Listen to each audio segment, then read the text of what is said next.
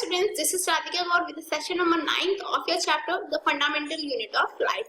तो अभी हम यहाँ पे अपना सेशन नंबर 9 डिस्कस करने वाले हैं in which we are going to discuss about plastids, ribosomes, centrosomes and vacuoles. As I told you, अभी हम सेल ऑर्गेनेल्स के बारे में स्टडी कर रहे हैं जिसमें हम endoplasmic reticulum, mitochondria, we can say lysosomes के बारे में स्टडी ऑलरेडी कर चुके हैं. In this section, we will gonna discuss about plastids, ribosomes, centrosome and vacuoles. So let's start. So the first thing is that what are plastids? Plastids क्या होती है? These are found only in plants. First thing is that ये सिर्फ plants में ही मिलती है. Second, the internal organization of plastids contain numerous membrane layers embedded in a material called the stroma. जो plastids होता है उनका जो इंटरनल ऑर्गेनाइजेशन होता है उसमें काफी सारे न्यूमरस लेयर्स प्रेजेंट होती हैं जो एम्बेडेड रहती है मटेरियल में और उस मटेरियल को हम स्ट्रोमा कहते हैं. क्लियर? देन जो इंटरनल ऑर्गेनाइजेशन होता है प्लास्टिड्स का उसमें काफी सारी नंबर में मेम्ब्रेन लेयर प्रेजेंट रहती है जो एक मटेरियल में एम्बेडेड रहती है और उस मटेरियल को हम स्ट्रोमा कहते हैं. Clear? Third one is that plastids are similar to mitochondria in external structure. जो प्लास्टिड्स होती हैं वो एक्सटर्नल स्ट्रक्चर में माइटोकॉन्ड्रिया के सिमिलर होती हैं and they are also double layered and contain their own DNA and ribosomes. Mitochondria में भी क्या था, उसके ओन डीएनए और राइबोसोम्स होते थे. सेम प्लास्टिड्स जो है ये भी डबल लेयर्ड होती हैं और उनकी भी डीएनए और राइबोसोम्स इनके खुद के होते हैं. क्लियर? क्या क्या होगी प्लास्टिड्स के बारे में हम कैसे समझ सकते हैं? these are found only in plant cells. The internal organization of plastids contain numerous membrane layers embedded in a material called the stroma. Plastids are similar to mitochondria in external structure and they are also double layered and contain their own DNA and ribosomes. Clear? अब बात आती है जो plastids हैं उसके types क्या होते हैं. तो plastids जो है तीन टाइप की होती हैं. फर्स्ट क्लोरोप्लास्ट, सेकेंड लिक्योप्लास्ट और third chromoplast. Clear? Chloroplast, leucoplast and chromoplast. तो अभी हम क्या करते हैं, हम क्लोरोप्लास्ट, लिक्योप्लास्ट और क्रोमोप्लास्ट के बारे में वन बाय वन स्टडी कर लेते हैं. उनके फंक्शंस के बारे में हम समझ लेते हैं. So the first thing is that chloroplast क्या होता है. These are the plastids containing chlorophyll which gives green color to the plant. ये वो plastids होती हैं जो जिनमें क्लोरोफिल प्रेजेंट रहता है और क्लोरोफिल की वजह से क्या होता है, ग्रीन कलर जो है प्लांट्स में वो आ जाता है. तो क्लोरोप्लास्ट क्या होती है? These are the plastids containing chlorophyll which gives green color to the plant. Clear? Chlorophyll कैसा होता है? ग्रीन कलर पिगमेंट होता है जिसकी वजह से जो प्लांट है उसमें ग्रीन कलर आ जाता है. These are important for photosynthesis in plant. और ये जो प्लांट्स की फोटोसिंथेसिस होती है, फोटोसिंथेसिस क्या होती है? Photosynthesis is a process of making their own food. Plants क्या करते हैं, अपना खाना खुद क्रिएट कर सकते हैं, खुद बना सकते हैं. उनके उसी प्रोसेस को हम फोटोसिंथेसिस कहते हैं जो किसकी प्रेजेंस में होता है? क्लोरोफिल एंड सनलाइट की प्रेजेंस में होता है. क्लियर? तो समझ में आया क्लोरोप्लास्ट के बारे में that these are the plastids containing chlorophyll which gives green color to the plant and these are important for photosynthesis in plants. अब बताते हैं लिक्योप्लास्ट क्या होते हैं. These are the white और colorless plastids. लिक्योप्लास्ट क्या होते हैं? white हो सकते हैं या फिर colorless plastids होते हैं. They can change to other type of plastids. और क्या कर सकते हैं, वो other type plastids में भी change हो सकते हैं. Liquioplast store materials such as starch, oil and protein granules. Liquioplast में क्या होता है? Liquioplast में starch, oils and proteins granules जैसे material present रहते हैं. तो clear हुआ liquioplast क्या होते हैं? These are the white or colorless plastids. First thing is that they can change to other type of plastids. Second thing क्या हुई? Third, liquioplast store materials such as starch, oils and protein granules. Clear? जो लिक्योप्लास्ट होते हैं वो क्या करते हैं, जितने भी हमारे मटेरियल्स होते हैं स्टार्च, ऑयल्स, प्रोटीन्स, उनको स्टोर करके रखते हैं. अब बताइए क्रोमोप्लास्ट क्या होते हैं. क्लोरोप्लास्ट अभी हमने पढ़ा था जो ग्रीन कलर देता है जिसमें क्लोरोफिल प्रेजेंट रहती है.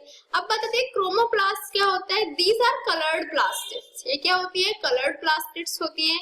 Chromoplast impart colour to the flower and fruits. ये क्या करती हैं, जितने भी हमारे फ्लावर्स हैं, फ्रूट्स हैं, उनको कलर इम्पार्ट कराने का काम किसका होता है? क्रोमोप्लास्ट का होता है. Clear?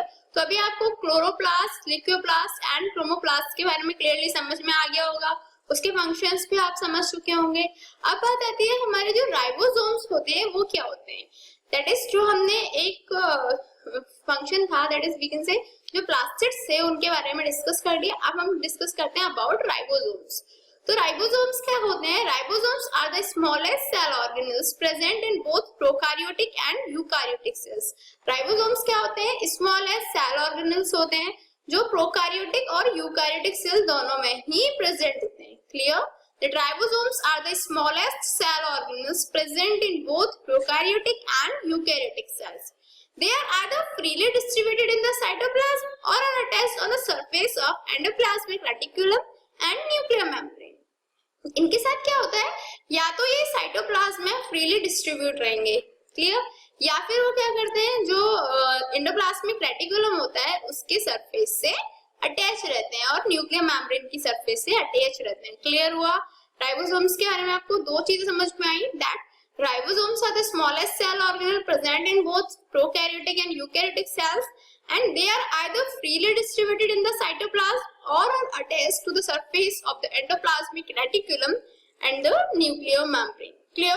And an eukaryotic cell contains as many as 5 lakhs of ribosomes. जो यूकैरियोटिक सेल होती है उसमें more than 5 lakhs ribosomes present रहते हैं। Unlike other cell organelles, ribosomes are not bounded by the membrane. अभी मैंने आपको बताया था जब मैं आपको सेल ऑर्गेनेल्स की स्टडी करा रही थी कि जो सेल ऑर्गेनेल्स होते हैं वो मेम्ब्रेन बाउंडेड सब्सटेंसेस होते हैं। क्लियर? बट सब सेल ऑर्गेनेल्स की तरह राइबोसोम्स क्या होते हैं, उनमें मेम्ब्रेन बाउंडेड नहीं रहती। Clear? They are not bounded by the membrane. Third thing is that they are made up of ribonucleic acid and proteins. Ribosomes किससे मिलके बने होते हैं? राइबोन्यूक्लिक एसिड और प्रोटीन से मिलके ये बने होते हैं। Clear? That an eukaryotic cell contains as many as 5 lakhs ribosomes. Second, unlike other cell organelles, ribosomes are not bounded by membrane. And third, they are made up I mean to say they are made up by the ribonucleic acid and proteins. Clear? अभी important note करने वाली बात है that about 70 to 75% of the total RNA present in the cell occurs in ribosomes. जितना भी हमारा cell में RNA present होता है उसका 70 to 75% आरएनए राइबोसोम्स में प्रेजेंट रहता है। Clear? That about 70 to 75% of the total RNA present in the cell occurs in ribosomes. अब बताती है जो राइबोसोम्स है उसके फंक्शंस क्या होते हैं। Ribosomes are the centre of protein synthesis. पहली बात तो ये कि जो राइबोसोम्स हैं वो प्रोटीन सिंथेसिस के लिए यूज होते हैं। Second, they assemble amino acids in a definite sequence to form a specific protein. ये क्या करते हैं? अमीनो एसिड्स को असेंबल करते हैं ताकि जो स्पेसिफिक प्रोटीन्स हैं उनका फॉर्मेशन हो सके। तो क्लियर हुआ राइबोसोम्स की function, that ribosomes are the centres of protein synthesis and they assemble amino acids in a definite sequence to form a specific protein. Clear?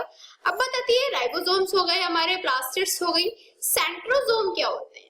Centrosome is a small body situated above the nucleus in animal cells. Centrosome क्या होते हैं? बहुत small body होती है जो nucleus के above present रहती है एनिमल सेल्स में। Clear?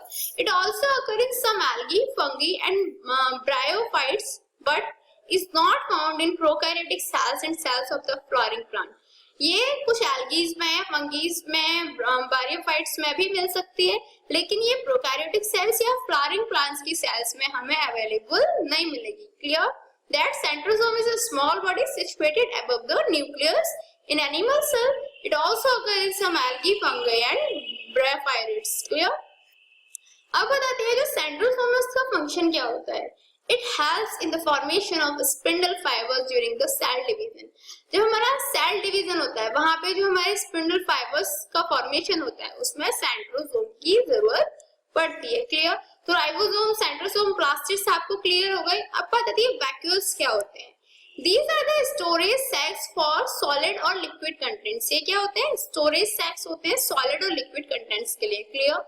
In an animal cell, vacuoles are small size, but in plant cell, vacuoles are large size. यानी बात जब मैं आपको प्लांट और एनिमल सेल के वाला सेशन करा रही थी तभी मैंने आपको बताया था कि जो प्लांट सेल्स होते हैं उसमें वैक्यूल्स जो हैं वो स्मॉल साइज के नहीं होते, बहुत लार्ज साइज के होते हैं, जबकि एनिमल सेल में जो वैक्यूल्स होते हैं वो स्मॉल साइज के रहते हैं। Clear? The vacuole is bounded by a membrane called as tonoplast. और जो vacuoles होते हैं वो एक membrane से bounded रहते हैं और उस मेम्ब्रेन को हम क्या बोलते हैं? टोनोप्लास्ट। क्लियर हुआ? That vacuoles are the storage sacs for solid and liquid contents. In animal cell, vacuoles are small sized, but in plants, the vacuoles are large sized.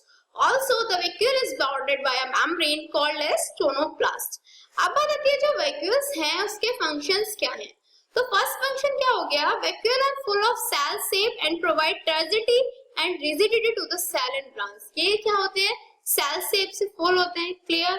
और ये टर्जिडिटी और रिजिडिटी प्रोवाइड करते हैं किसी भी cell को. Clear? Plants की cell को टर्जिडिटी और रिजिडिटी वैक्यूल्स प्रोवाइड करते हैं. Many substances like amino acids, sugar, organic acids and proteins are stored in vacuoles. जितने भी substances होते हैं जैसे अमीनो एसिड्स हुए, sugars हुए, organic acids हुई, ये सब क्या होते हैं? वैक्यूल्स में ही स्टोर रहते हैं.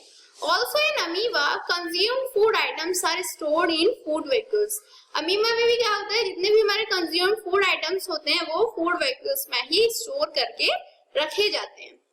In some unicellular organisms, vacuoles also play an important role in explaining excess water and some waste from the cell. क्या होता है? कुछ यूनिसेलुलर ऑर्गेनिज्म में जो वैक्यूल्स हैं वो काफी इंपॉर्टेंट रोल प्ले करते हैं in explaining excess water and some wastes from the cell. Clear? So it's time for challenging question mark, and today's question is, can you name those two organisms which we have studied that contain their own genetic material? And your time to start now. 1, 2, 3, 4, 5. Time's up. So have you answered this in your mind? Let's check out. Mitochondria and plastids are two organelles that contain their own genetic material. मैंने आपको बताया था कि जो mitochondria होते हैं और plastids होते हैं वो दो ऑर्गेनेल होते हैं जिनके पास ओन जेनेटिक मटेरियल होते हैं. Both these organelles have their own DNA and ribosomes. दोनों के पास own DNA present होता है and own ribosomes present होता है. तो clear that mitochondria and plastids are the two organelles that contain their own genetic material. So what did we learn today? आज हमने plastids, centrosome, ribosomes and vacuoles के बारे में स्टडी किया. In next session we will gonna discuss about the question answers of our NCERT text book. Till then good luck.